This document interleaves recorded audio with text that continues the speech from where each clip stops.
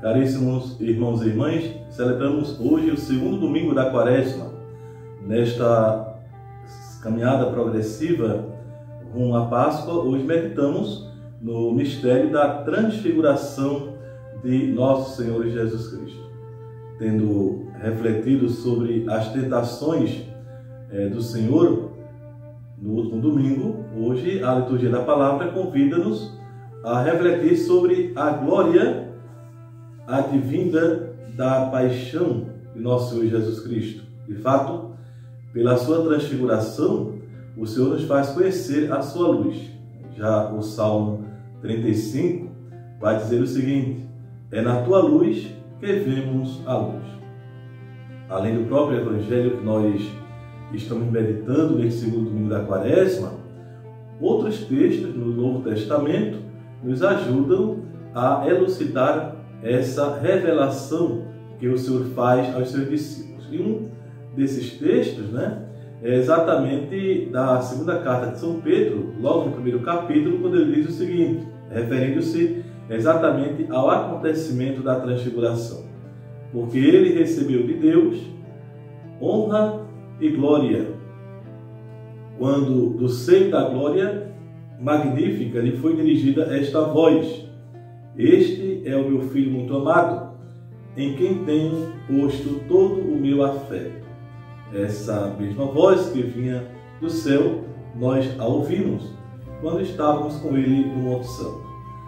Já São Paulo, na sua segunda carta aos Coríntios, no capítulo 3, ele também vai falar desse acontecimento de forma indireta, fazendo um paralelo entre aquela luz transitória que acontecia com Moisés, quando ele tinha lá o seu diálogo, a sua comunhão de Deus, lá no monte, e também a própria transfiguração de Nosso Senhor, o seu ministério. Vai dizer São Paulo o seguinte: ora, se o ministério da morte, gravado com letras em pedras, se revestiu de tal glória que os filhos de Israel não podiam fitar os olhos no rosto de Moisés, por causa do resplendor de sua face, embora transitório, quanto mais glorioso não será o ministério do Espírito. Se o ministério da condenação já foi glorioso, muito mais o há de sobrepujar em glória o ministério da justificação. Aliás, sobre esse aspecto, a glória do primeiro ministério, se o transitório era glorioso, muito mais glorioso é o que permanece. E aí nós podemos então nos perguntar qual a circunstância em que nosso Senhor Jesus Cristo se revela a seus discípulos, manifestando-lhe a sua transfiguração. O que ele tinha então em mente ao realizar esse prodígio, esse feito? Bom, a essa altura do ministério público de nosso Senhor Jesus Cristo, todos sabemos, no percurso, no desenvolvimento do Evangelho, ele encontra com os seus discípulos a caminho de Jerusalém. E esse caminho é um caminho que nosso Senhor Jesus Cristo ele aproveita para ir então introduzindo nos seus ensinamentos, nos seus discípulos. E entre os muitos ensinamentos está exatamente o da sua paixão e o da oposição que ele haveria de ter quando chegasse em Jerusalém, oposição esta realizada por aqueles que eram as lideranças religiosas de Israel. E, consequentemente, essa oposição toda, essa resistência toda a nosso Senhor Jesus Cristo, culminaria com a sua condenação e a sua cruz. Portanto, a finalidade desta transfiguração, ela foi, Jesus tinha em mente exatamente encorajar os discípulos para que não se deixassem vencer pelas aparências dos acontecimentos, como se ali tudo estivesse sendo fracassado. Então, as provações que os discípulos teriam que passar por conta exatamente do sofrimento, da paixão de nosso Senhor Jesus Cristo, deveriam ser preparadas então por esse acontecimento prévio da transfiguração.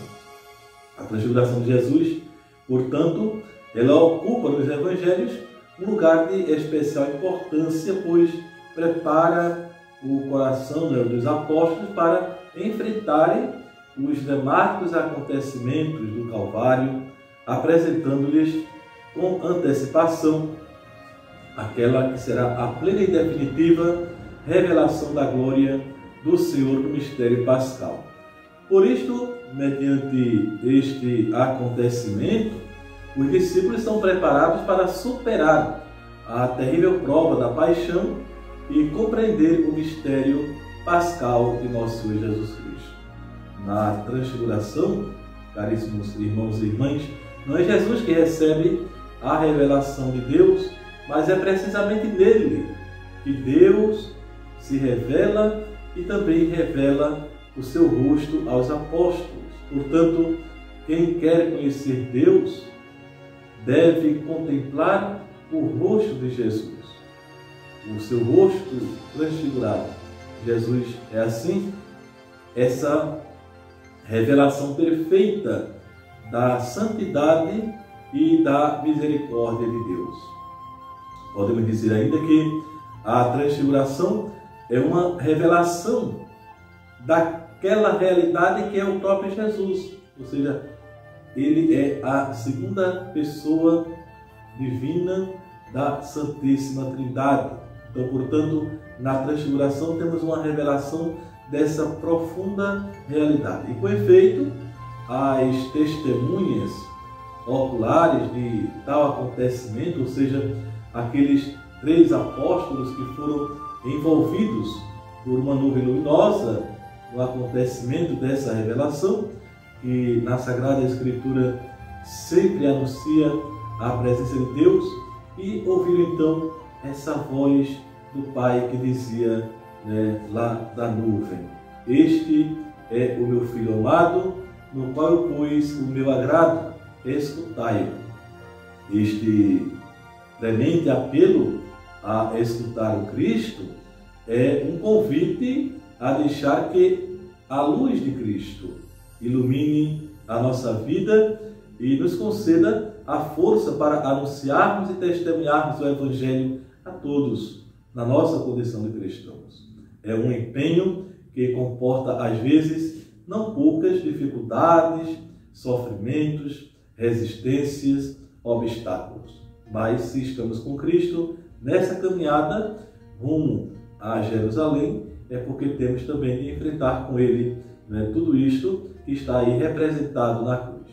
A nossa condição de cristãos nos põe, portanto, nessa posição de chamados a uma vocação santa, a seguir Cristo numa vida de completa obediência a Deus. E assim, São Paulo, completando então este nosso comentário de hoje, ao segundo domingo da Quaresma, ele nos dirige na segunda leitura essas belíssimas palavras, dizendo assim: sofre comigo pelo Evangelho, fortificado pelo poder de Deus. Deus nos chamou com uma vocação santa, não devido às nossas obras, mas em virtude do seu desígnio e da sua graça que nos foi dada em Cristo Jesus, desde toda a eternidade. Ele não só destruiu a morte, como também fez brilhar a vida e a imortalidade por meio do Evangelho. Ao meditarmos esta página do Evangelho da Transfiguração no dia de hoje, abrindo mais uma semana da Quaresma, nós nos preparamos para reviver também nós os eventos decisivos da morte e ressurreição do Senhor, seguindo no caminho da cruz para chegarmos à luz e à glória. Recorramos, portanto, à Virgem Dolorosa, que quer também conosco refazer esse caminho, a fim de que, pela sua intercessão, alcancemos ver a glória de Cristo. Abençoe-me, Deus Todo-Poderoso, Pai e Filho e Espírito Santo. Amém.